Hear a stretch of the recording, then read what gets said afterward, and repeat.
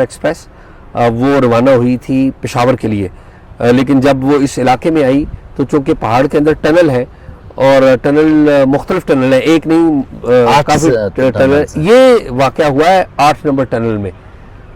پہلے ایک دھماکہ ہوا، دھماکے سے جو ریل کی پٹڑی ہے اس کو اکھاڑ دیا گیا، پھر فائرنگ کی گئی اور فائرنگ کے بعد جو عسکریت پسند ہیں انہوں نے جو سویلینز ہیں ان کو اور جو سیکیورٹی فورسز کے لوگ جو زیادہ تر چھٹی پہ جا رہے تھے ان کو اپنے حراست میں لے لیا۔ یعنی یہ پارلیمنٹ ہاؤس کے باہر میں موجود ہوں اور گزشتہ روز بلوچستان سے جو خبریں آئیں اس پر ہم نے دیکھا کہ محمود خان اچکزئی خالد مگسی سے پارلیمنٹ کی راہداریوں میں ملے اور خالد مگسی نے محمود خان اچکزئی سے یہ گفتگو کرتے ہوئے کہا کہ میں اپنے علاقے میں نہیں جا سکتا، میرے علاقے کی یہ صورتحال ہے۔ یہ ایک واقعہ ہوا ہے لیکن میرے علاقے میں اچکزئی صاحب صورتحال یہ ہے، جس پر محمود خان اچکزئی نے آگے سے یہ جواب دیا کہ یہ تو بدترین صورتحال ہے اور اس کا سیاسی حل ہونا چاہیے۔ یہ تو پارلیمانی راہداریوں میں جو کچھ ہوا یہ سب ہوا۔ اس وقت میرے ساتھ اعزاز سید موجود ہیں، سینئر صحافی ہیں جیو نیوز سے منسلک۔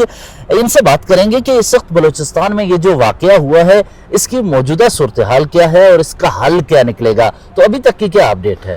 بہت شکریہ حیدر۔ بلوچستان اوورال ایک بلیک ہول بن چکا ہوا ہے۔ ہم اسلام آباد میں ہیں اور ہم بلوچستان کے بارے میں جو معلومات لے رہے ہیں وہاں پر جو لوگ موجود ہیں، وہاں پر جو آفیشلز ہیں ان سے بات کر کے لیتے ہیں۔ جو صورتحال ہے وہ تو بڑی گرم ہے۔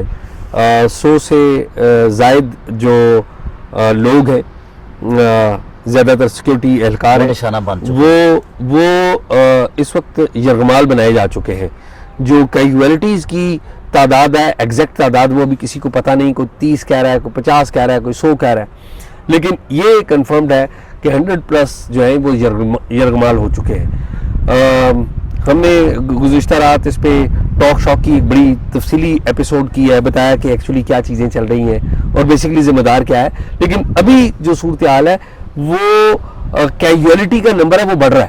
جو ٹائم آگے بڑھ رہا ہے کیجویلٹی کا نمبر بڑھ رہا ہے۔ اصل ایشو یہ ہے کہ سارے معاملے کا لاجیکل اینڈ کیا ہوگا، دس از دا ایکچوئل میرے خیال میں ایشو یہ ہے، اور اس کے اوپر آپ دیکھیں کہ کوئی غور نہیں کر رہا۔ پارلیمنٹ کا میں سمجھتا ہوں اجلاس ہونا چاہیے تھا اس کے اوپر، لیکن انفارچونیٹلی پارلیمنٹ میں تو یہ نہیں ہو رہا۔ پارلیمان میں اس وقت یہ ہو رہا ہے کہ کویسچن آنسر سیشن ہے جس میں CDA کے معاملات اور اسلام آباد کی صورتحال، دوائیوں کی قیمتیں اور اس طرح کے ایشوز پہ ڈیبیٹ ہو رہی ہے، لیکن یہ سنجیدہ جو مسئلہ ہے اس پر ہم نے مختلف مواقعوں پر دیکھا کہ سردار اختر مینگل ہوتے تھے، ان کو بولنے کا موقع نہیں دیا جاتا تھا، بولتے تھے سینسر ہو جاتا تھا۔ آج محمود خان اچکزئی بھی آئے ہیں گفتگو کرنے کے لیے، اب انہیں موقع ملتا ہے یا نہیں یہ صورتحال الگ ہوگی، لیکن ہوا یہ کیسے، انسیڈنٹ کیسے ہوا، یہ واقعہ کس طرح ہوا؟ دراصل یہ بولان کا علاقہ ہے اور کشخف کا ایریا ہے جہاں پر پہاڑیاں ہیں۔ تو کل صبح 9 بجے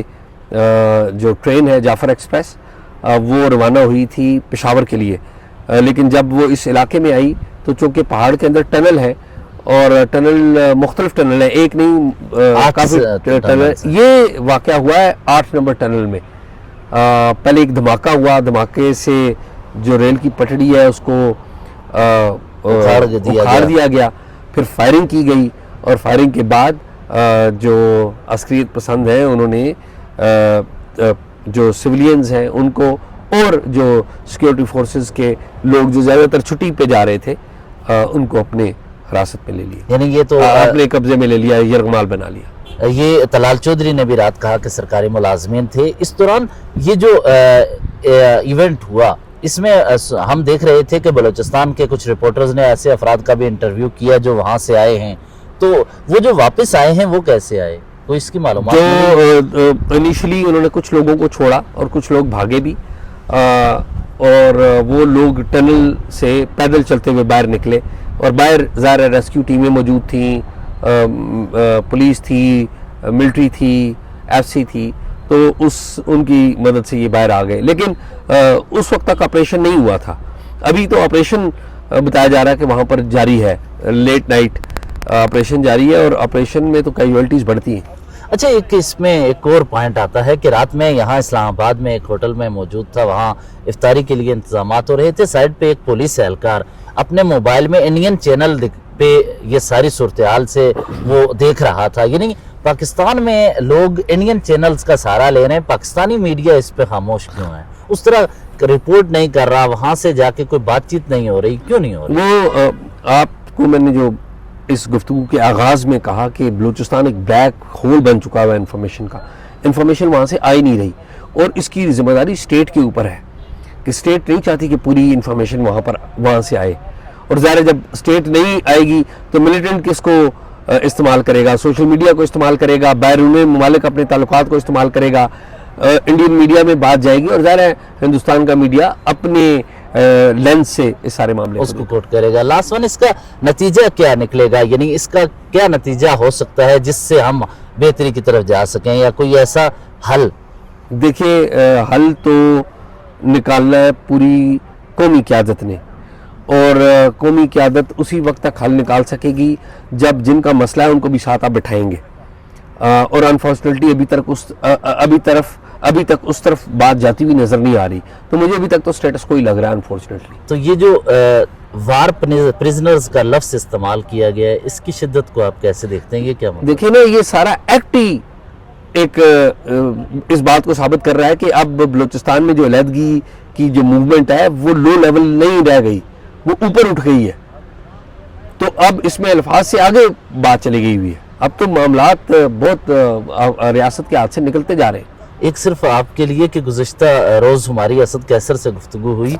اسد قیصر نے کہا کہ میری 3 دن قبل رات کے 2 بجے اختر مینگل سے بات ہو رہی تھی, اور وہ ایک تھانے میں موجود تھے, اور ان کے 1300 اہلکاروں کے خلاف FIRs کاٹی گئی ہیں, اور اختر مینگل کے جماعت کے نائب صدر ساجد ترین, جو کہ اپوزیشن اتحاد کو یہاں اسلام آباد میں دیکھ رہے ہیں, ان کے بارے میں بتایا کہ انہیں گرفتار کر لیا گیا ہے. یعنی سیاسی قیادت کے خلاف اتنا کچھ ہو رہا ہے تو پھر کون بات کرے گا؟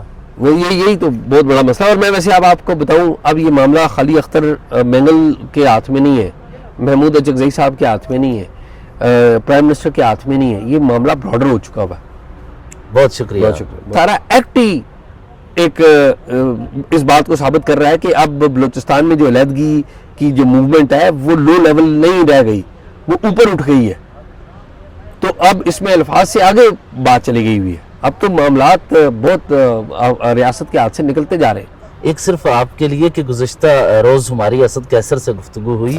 اسد قیصر نے کہا کہ میری 3 دن قبل رات کے 2 بجے اختر مینگل سے بات ہو رہی تھی, اور وہ ایک تھانے میں موجود تھے, اور ان کے 1300 اہلکاروں کے خلاف FIRs کاٹی گئی ہیں, اور اختر مینگل کے جماعت کے نائب صدر ساجد ترین, جو کہ اپوزیشن اتحاد کو یہاں اسلام آباد میں دیکھ رہے ہیں, ان کے بارے میں بتایا کہ انہیں گرفتار کر لیا گیا ہے. یعنی سیاسی قیادت کے خلاف اتنا کچھ ہو رہا ہے تو پھر کون بات کرے گا؟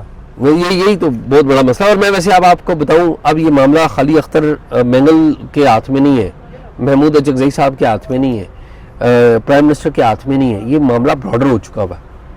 بہت شکریہ.